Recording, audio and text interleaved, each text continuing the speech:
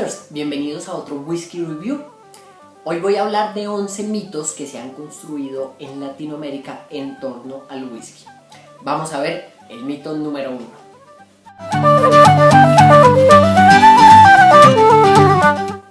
Entre más viejo el whisky no necesariamente va a ser más fino.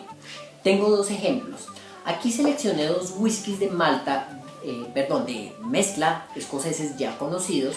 Por un lado está el Label 5 Classic Black y en segunda instancia está el Old Parr Superior. ¿Qué los diferencia a ambos?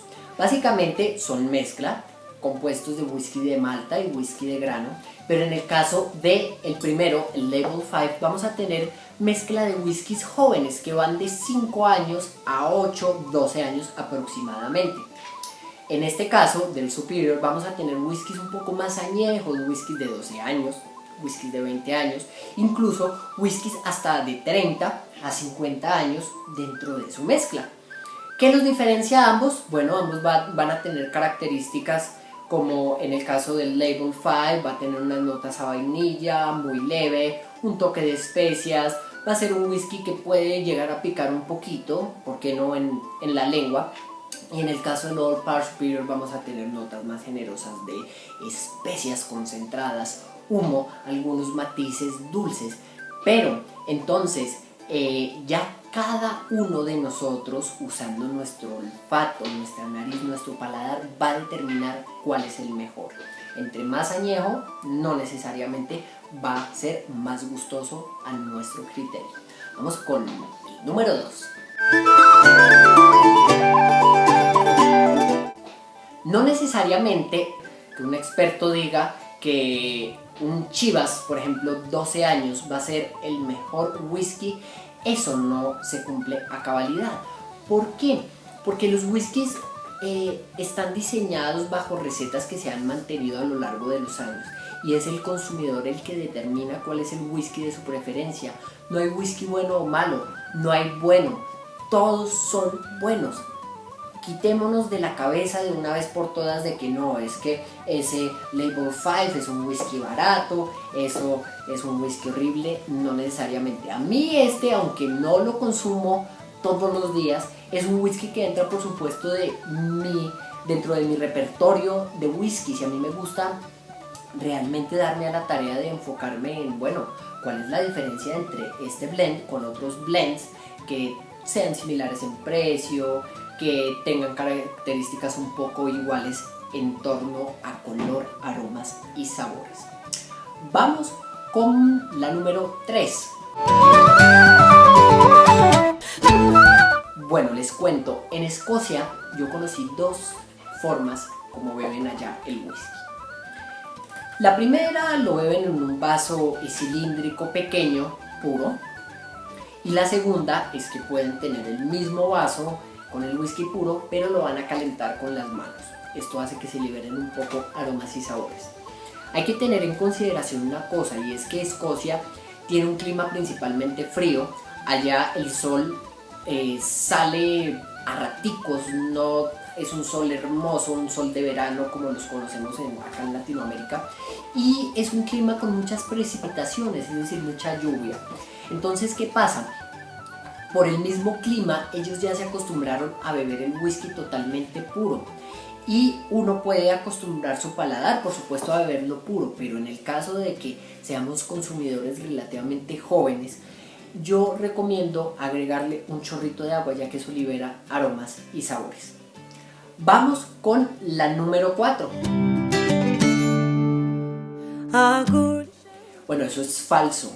No necesariamente los whiskies más baratos son los únicos que se emplean para coctelería.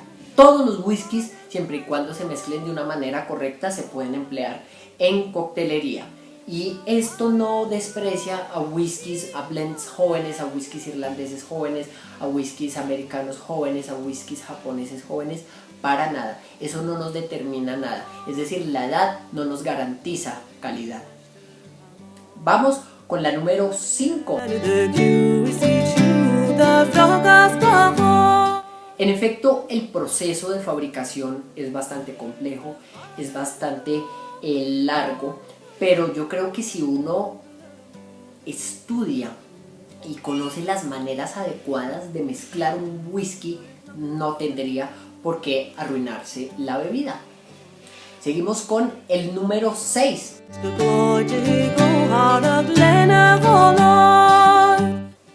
Bueno, esto yo lo pondría en tela de juicio porque ahí juegan varios factores. Un factor importante, y yo considero que a la hora de uno beber solo, en compañía de amigos, familiares, etc., es adecuado hidratarse muy bien y sobre todo comer muy bien. Si yo me pongo a hacer mezclas y tomo cerveza, tomo ron, tomo vino, tomo whisky, por supuesto voy a tener resaca. Pero hay una cosa interesante, los destilados como el whisky se diferencian de los llamados licores, y es que a los licores se les agrega un porcentaje de azúcar en base a una receta, al whisky en este caso no. Entonces es probable que si consumimos otro tipo de licores nos va a dar más sensación de resaca que si consumimos whisky puro y en cantidades por supuesto moderadas. Vamos con la número 7. Bueno, esto es totalmente falso, porque el whisky sí se puede usar como complemento de nuestros alimentos. En mis investigaciones a lo largo de estos 3 años, yo llegué a una conclusión que les comparto a continuación. Yo dividí 2 alimentos en 2 categorías. La primera, alimentos fáciles de conseguir y alimentos que son también fáciles de consumir. Entonces, 2 ejemplos son un buen queso maduro, o algún chocolate, pero de corte chocolate negro. Por otro lado, está alimentos que ya requieren de una cocción, alimentos a la parrilla, pastas, salsas, vegetales al vapor, ensaladas de mariscos, platos de mar, o sea, un sinfín de platos que nosotros podemos encontrar. En ambos casos, nosotros podemos tener un maridaje exquisito entre un queso determinado y un buen whisky de Malta, por darles un ejemplo, o entre un chocolate y un bourbon norteamericano. Pero también puedo tener platillos más elaborados como un sushi, por darles un ejemplo, y un whisky japonés, que ambos al contrastarlos en la boca van a generar una explosión interesante de sabores. Seguimos con el número 8. Bueno, el hielo no necesariamente saca aromas y sabores escondidos. Yo acá les voy a presentar 2 maneras de consumir el llamado whisky on the rocks, o en las rocas.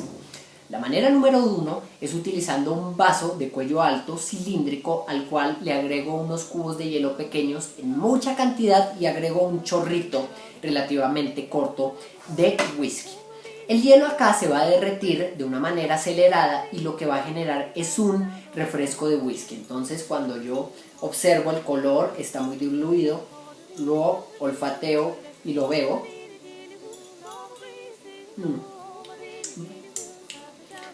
Muy diluido, y no voy a apreciar esos matices interesantes del whisky. Pero si yo en cambio presento el whisky de una manera un poco más elegante y más original, usando un vaso estilo balón y empleando un cubo muy grande de hielo con agua de buena calidad, o una esfera de hielo, porque hoy en día uno encuentra en diferentes supermercados o tiendas especializadas moldes de silicona para hacer estos hielos grandes. ¿Qué pasa? Aquí el hielo se va a derretir un poco más lento y vamos a ver cómo el whisky va evolucionando en cuanto a aromas y sabores a medida que el agua se va derritiendo y el frío lo va también refrescando un poco. Esto es ideal sobre todo en climas cálidos. Ojo, si usted está en un clima, no sé, como Bogotá, un clima principalmente frío, el agua viene mejor para los whiskies, siempre y cuando usted esté pues consumiéndolo solo de manera gustosa, disfrutándolo en un ambiente relajado. Si está en una fiesta, en un lugar pues donde ya las condiciones son diferentes, por supuesto ahí uno a veces peca, ¿sí? Hay que admitirlo, y las reglas se rompen un poquito. Bueno, vamos con el número 9. En efecto, en Latinoamérica y en el mundo, el whisky blend, principalmente el escocés, es el más famoso. En Latinoamérica, por herencia, nosotros creemos que whiskies como el Chivas o el Buchanan's o el Johnny Walker, hablemos de esos tres que son probablemente los más conocidos, van a ser, cada uno de ellos va a ser mejor que otro. Eso es falso, porque nuestro paladar, nuestra vista y nuestro olfato son los únicos que van a determinar hacia cuál de estos productos nos vamos a inclinar en cuanto a consumo. Los blends no necesariamente son los mejores whiskies, hay whiskies irlandeses muy gustosos, como whiskies japoneses que hoy en día están en el puesto número 1 de whiskies alrededor del mundo.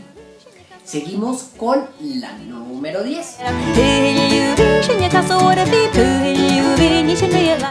Hay algo a precisar en este punto, y es que muchas personas creen que el maestro destilador, que es el encargado de fabricar el whisky, antes de echar este alcohol puro recién destilado, agrega unas gotitas, o a la hora de embotellar el whisky agrega unas gotitas que le van a dar sabor, agrega algún colorante. Es bien sabido que en los blends básicamente sí se agrega un colorante de caramelo, pero es para emparejar el color del lote, es decir, para que cuando vayamos a un supermercado y tengamos una botella como esta, no tengamos una botella donde el whisky se vea más oscurito y otra donde el whisky se vea más clarito, porque nosotros ahí nos vamos a preguntar, uy, algo aquí está pasando raro, cuál será el whisky que está dañado, que está como adulterado. Eso genera esa inquietud, pero el caramelo no necesariamente va a afectar mucho al whisky en este caso. Esto se usa en la industria. Ya hay que separarlo de la creencia popular, como lo mencionaba, de saborizantes de otro estilo, de colorantes de otro estilo. Eso nunca se le echa al whisky. Todos los matices que tiene organolépticos, el whisky, se deben a la interacción del whisky con la madera principalmente, que puede ser el roble americano o el roble europeo.